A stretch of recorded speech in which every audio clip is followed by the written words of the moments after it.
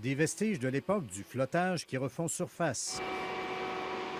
Immédiatement en amont du barrage de Rapide-Blanc, on a pu établir qu'il se trouvait une bonne accumulation, fruit de décennies de drave. On a mesuré par écho sonore. Il y en a pour remplir 450 camions-bennes, peut-être 500, peut-être plus.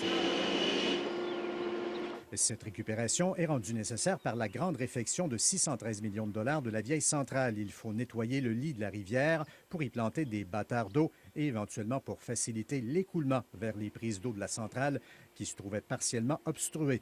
La vieille pitoune ne s'en va pas dans un moulin à papier. Elle est entreposée et sera valorisée. C'est une exigence du contrat de restauration. On a fait des tentatives. On tente encore de trouver des façons de valoriser cette matière-là. C'est pas évident.